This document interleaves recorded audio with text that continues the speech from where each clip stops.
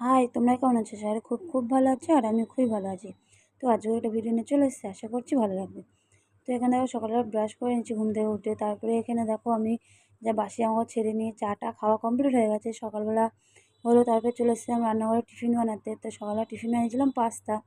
তারপর সবাইকে পাস্তা দিয়ে আমি নিজেও পাস্তা নিয়ে খেতে বসে গেছি। এখানে হচ্ছে লিসার যে আমি পাস্তা খাচ্ছিলাম, তারপরে তোমার দাদাভাইকে একটু ফোন করেছেন একটা দরকারে, তাই ফোনে কথা বলছিলাম। তাই পাস্তা মাছটা খেয়ে এখানে দেখো আমি রান্না বসিয়ে দিয়েছি। একদিকে হলো ভাত বসিয়ে দিয়েছি আর একদিকে লোটে মাছ করবো বলে সেই মশলাটা বসিয়ে দিয়েছি। আর একটু মানে ভাজা ভাজা একটু কষিয়ে করবো তাই।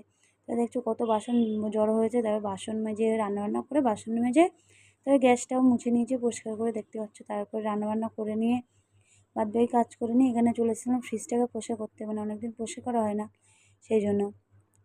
তো ফ্রিজ ট্রিজ পরিষ্কার করে নেওয়ার পরে তারপরে চলে গেছিলাম ঘরে, মানে ঘরদোর মুছতে। ঘরদোর ঝাড়টার দিয়ে মুছে টুছে নিয়ে তা তোমাদেরকে আগের ভিডিওতে বলেছিলাম যে কেন আমি ভিডিও দিতে পারি না তোমাদেরকে। তো কেন দিতে পারি না, তো আমি হচ্ছে তোমরা অনেকেই জানো যে আমি প্রেগনেন্ট ছিলাম সেই জন্য। তো আমার নার্সিংহোমের ডেট চলে এসেছিলো, আমি হচ্ছে কিনা ভর্তি হয়েছিলাম। তো অষ্টমীর দিনকে আমি ভর্তি হয়েছি, মানে অষ্টমীর আগের দিনকে। আর পরের দিন হলো কি আমার সিজার হয়েছে।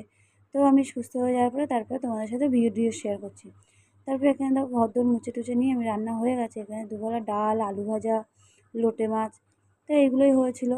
তারপর আমি চান টান করে এখানে খেতে বসেও গেছি। তারপরে খাওয়া দাওয়া করে নেওয়ার পরে আর ভিডিও করতে পারিনি তোমাদের সাথে আর। তারপরে এখানে হচ্ছে কিনা কী একটা মানে আমি খাচ্ছিলাম, আমার এখন মনে পড়ছে না।